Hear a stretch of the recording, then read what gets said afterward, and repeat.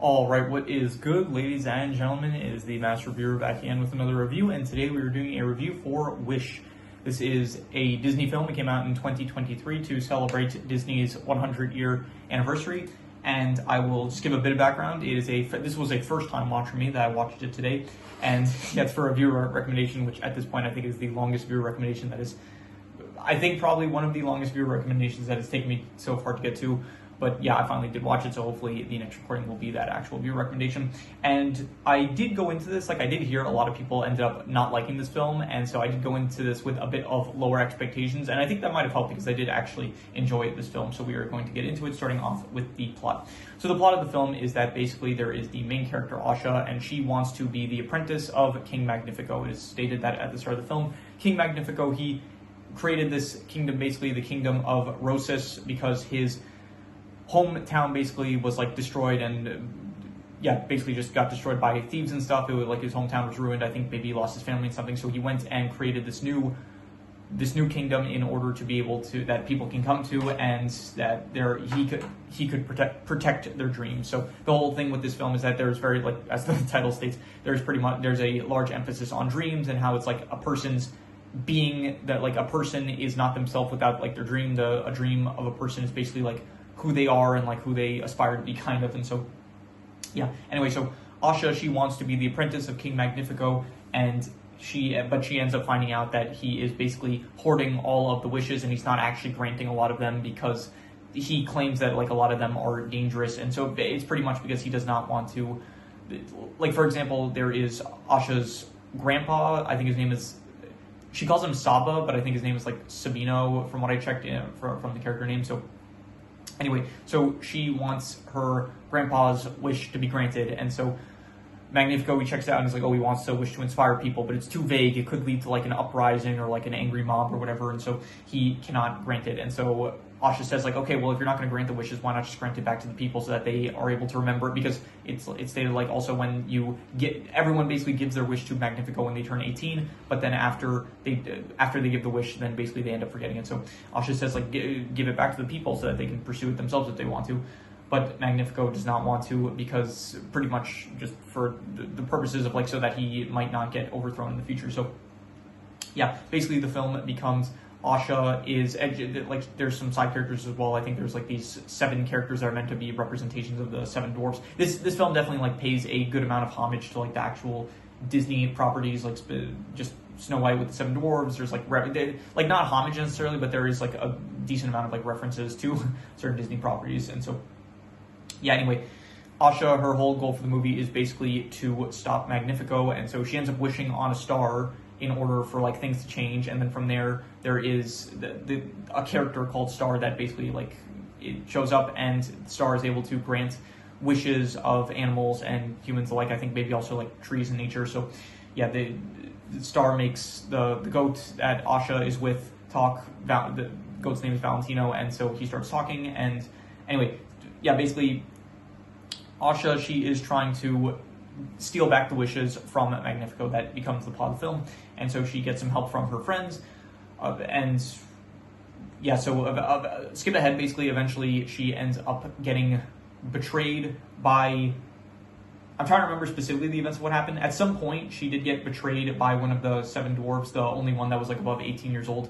I think he was the sleepy one, and later he stated at the end of the film oh, he did it because it's he was afraid to go on living without his dream, basically, because it's he was afraid not being himself or something like that. So but anyway, so Asha, she works with her friends in order to try to free the dreams, and she does end up, so I think what happens is she does end up actually, I think initially she did it without the help of her friends. She ended up getting her grandpa's wish back, so he gets his wish back, but in the process Magnifico ends up finding out, and that was when the whole betrayal happened with the sleepy dwarf. And then or not dwarfies, they're not dwarves in this movie, but anyway, so yeah, as in retaliation, Magnifico, he destroys Asha's mother's wish, and then from there is the final sequence of events that happens where Asha, yeah, so they have a plan where Asha is going to distract Magnifico, where the rest of like the side characters they have, along with like to help the queen at this point. There's a queen also, like Magnifico's wife, that she realizes like that Magnifico, he's been like corrupted at this point. Magnifico, he's like turning to drastic measures in order to stop the star, because he like thinks that the star will overthrow his power, or like grant people's wishes and stuff, and it'll like cause a threat to him. So at this point, Magnifico uses corrupt magic, and so he is completely like gone off the deep end now. So yeah, he ends up, so Asha tries to bait him away from the wishes so that the rest of her friends could end up freeing them all, but then they end up thinking that they succeeded, but then it's revealed that it was actually, I think it's Simon, his name was Simon, not Sleepy. So yeah, Simon, the one that betrayed them, basically, he was revealed, like, his dream was like basically to become the most loyal knight of the king, basically, so he kind of isn't just being controlled by the king at this point in the film. So that happens, and so Asha has to rush back to the castle, and at this point, Magnifico, he captures all the dreams, as well as Star, and from there, he's like draining all the wishes and stuff, and then the final sequence of events happens where basically Asha shows up, and so, yeah, there's a, all hope seems lost, and then there's a whole music number, and from there, everyone like has hope, and everyone gets like inspired, and they all like believe in their dreams or whatever, and so, yeah, the whole sequence happens, and so they manage, just through the power of belief in and wishing for success, I guess, or something like that, they end up managing to defeat Magnifico. He ends up getting like sent into a magic mirror, basically. So yeah, that is, and then from there, Star basically like starts not granting people's wishes, but everyone gets their wishes back, and Star specifically makes Asha fairy godmother.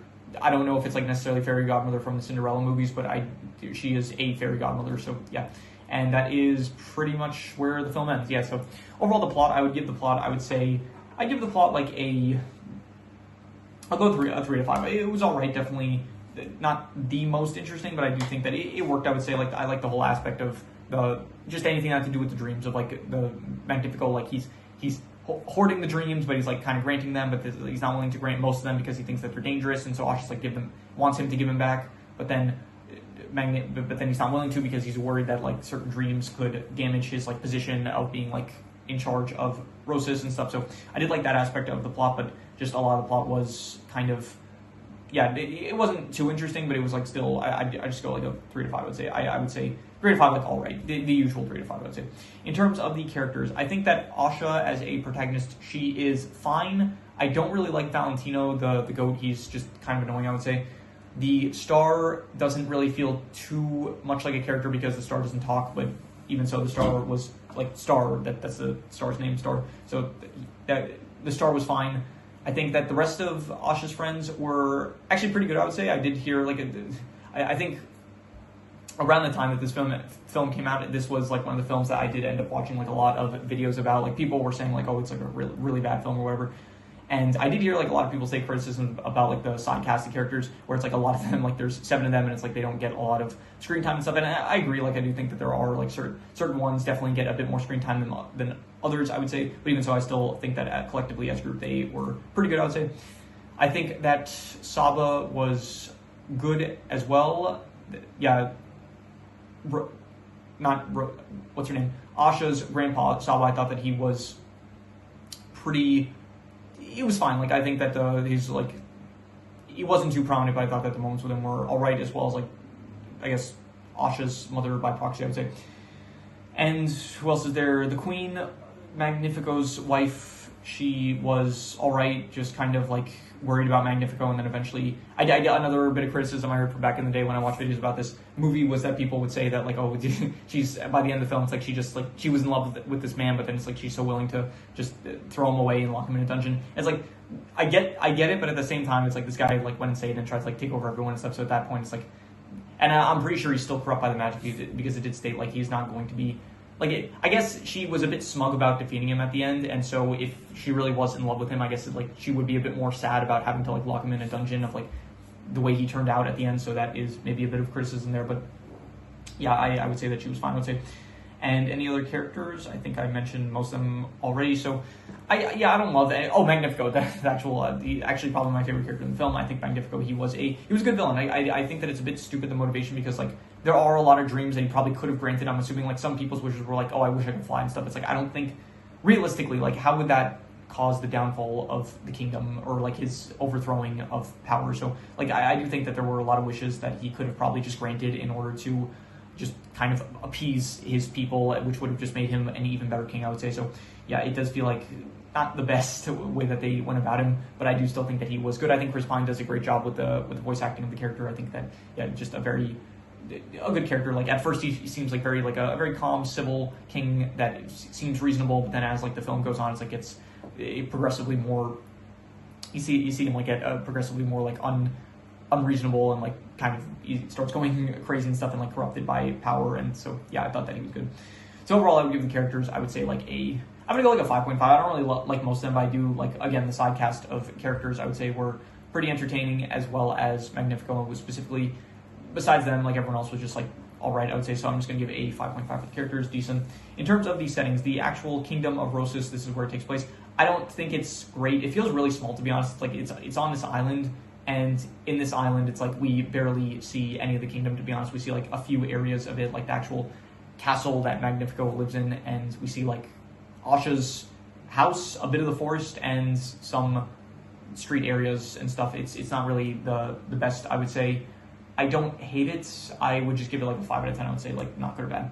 In terms of the visuals, I think that the art style is like trying to do a bit of a blend of both 3D and 2D animation, and so the art style, it's all right. I would say I'd give it like I don't love it, but it is, yeah, I don't know, like I've seen better art styles for Disney, so I'll give it like we'll go like a 5.5. I'd say it's like a decent art style. And the visual, oh, okay, wait, I do remember now, we are also, when I'm talking about the art style, I also have to include the visuals as well, because I switched it. It's not art style anymore, now it's specifically visuals. So in terms of the visuals, I did think the visuals were actually really cool. Anytime that Magnifico is using like the corrupt green energy power, I think that looks really cool. The star magic was fine, I guess, but I did more so like just Magnifico's like corrupt powers and stuff. So I think that those moments, I would give the visuals, I would say a solid, I'd go a 7 out of 10 for the visuals. We'll say like pretty good visuals. I did think, yeah, definitely Magnifico's powers were the highlight, I would say. In terms of the music, so I did again, like I did. Once again, I mentioned already that I saw a lot of like criticisms for this movie and stuff, and I did hear a lot of people say that they didn't like the music. But honestly, I like the music of this film a lot. I think that it was pretty good. Like not every song was like a banger, but there were definitely some good songs. And I think at some point I probably will end up going back and listening to the soundtrack for like music on Spotify. Maybe like it's definitely not like Moana level or anything like that. Like it's not that good of a soundtrack, but I definitely think that in terms of just music, it was just enjoyable to listen to. I would say definitely. So I would give it like I'll go like a 6. I'm thinking a 6.5 to a 7. I would say between good and pretty good. And I am going to I'll be harsh with it. I'm just going to call it good. I would say it's good music, but definitely it's not. I've heard people say like, oh, it sounds very bland and stuff. It sounds like AI wrote this. And I will say, yeah, there's like, not that AI wrote it, but there are definitely like people said like, oh, some people criticize like the lyrics and stuff. And yeah, there are some lyrics that are not the best. Like the whole, yeah, people I heard like back in the day, people would say like, I let you live here for free and I don't even charge you rent. Yeah, that not the best lyric, but it honestly, like people are acting. I kind of feel like people maybe just kind of were a bit harsh with it, like, oh, this ruins the songs or whatever. It's like the songs are catchy. There are other lyrics in the songs that I think work well, and so I would just give the music, I would say a 6.5. I thought it was good music. So in terms of the worst thing, I think that the worst thing was, I'm not really sure. I don't have a worst thing in mind, so I think I might just reuse the worst score, which was the settings. I'll just throw out like a bit of nitpicky stuff here. I don't think that, yeah, again, Valentino, I didn't love him. I thought that Asha as a protagonist, she wasn't my favorite. Like there have been better like Disney princess protagonists, I would say, but yeah, I don't think any of those specifically like. Maybe I'll just say like the main kind of cast of characters. I really hope that the dogs are going to start barking. So give me a second here. Honestly, this feels like it's becoming like a daily thing where it's like I'm just in the middle of the recordings, the dogs just decide to start barking. Like I do a lot of these recordings in like between 2 to 3 o'clock, I think, which I would think are like fine hours. It's like the middle of the day. I assume. I don't know. I guess dogs are like energetic at this time of the day. But anyway, I would say, what was I talking about? The worst thing? Yeah. So I don't think that Asha is like the best protagonist or like Valentino. I think like that kind of the main characters are not the greatest, I would say. But I don't really think that. I'm still just gonna probably reuse the worst score, which was the settings. I think that the settings just like it's a bit bland. It's a bit like not that interesting, I would say. So there have been like other kingdoms that come to mind that we've seen before in Disney films that are just more interesting. Like the first one that comes to mind is like Tangled. There are other ones probably that I can't think of on the spot, but yeah, anyway, I think the Tangled one also takes place on an island, if I'm not mistaken, so, although I could be wrong about that, but anyway, in terms of the best thing, I will say that the best thing was probably, I think, either the music or, like, specific songs were really good, and I did like a lot, like, there was a good amount of music, so I think I'll give it to the, you know, I'm going to raise the score for the music. I was a bit harsh with it. I'm not going to give it a 6.5. I forgot my eraser back there, but I don't really want to get it right now, so you couldn't see it, but I was just wiping it with my finger. So I'm going to give the music a 7 out of 10. I would say it was pretty good music, and I'm going to reuse that as the best score because there were like some moments I got goosebumps during certain songs. So I would say like that. If that's the case, like come on, that's a good sign that you got some good music in the film. So yeah, I would say the music was pretty good. I would say definitely so 7 out of 10 for the music. And yeah, any extra notes, I did mention already that this film does pay like homage, I would say, like to Disney as a property of like the whole, like very much the theme of like wishes and stuff. It's definitely feels very Disney-esque. They make references to like Zootopia, Peter Pan, Mary Poppins, stuff like that. And so they're, yeah, Fairy Godmother, the Seven Dwarfs and all that. So yeah, just pointing it out there. And even at the post-credit scene, I think there's a post-credit scene of actually Sabino, or Saba as Asha calls him. He ends up writing the actual, I like this little thing at the end where Sabino, he is the one that actually writes the classic Disney jingle theme that like plays at the intro of like when they're showing the Disney logo. So I did think that was, I thought that was pretty cool. I like that little thing. I don't know if it's like canon now that he wrote the actual, like obviously, if I need to explain this, then I question your intelligence, but obviously he did not write the, like an actual person in real life wrote the theme. So the fact that I even have to say that out loud, yeah. Anyway, so I wonder though if it's like in the canon of the Disney lore, if he is the one that actually wrote the theme. I assume that's the case now because like I guess that, you know, canon until proven otherwise. That's like usually my motto with these kind of things if I end up questioning it. So yeah. Anyway, so that is pretty much all there. That's like all the scores. So I'm going to do the calculations. So King Crimson. Alright, so it ends up coming out to about a 6 out of 10, which would be above average, and I think I would give it like, I think honestly between like a 6 to a 6.5, I think it was between like above average and good, and I think I'm not going to give a concrete answer, I'm just going to call it between above average and good, between a 6 to a 6.5. If I let it marinate, maybe it'll get a bit lower, a bit higher, but yeah, for now I'm just going to call it between a 6 to a 6.5. Honestly, like better than I was expecting. I went into this with like not the best expectations because of like the criticisms I heard of it, but yeah, I enjoyed it probably more than most, I guess. So yeah, 6 to a 6.5, and that is pretty much all there is to it. So if you have any recommendations, any shows, movies, video game stories, anime, manga, web series, anything that you want me to review, leave it in the comments and I'll maybe possibly check it out. With that said, that is pretty much all there is to it. So let's leave it at that.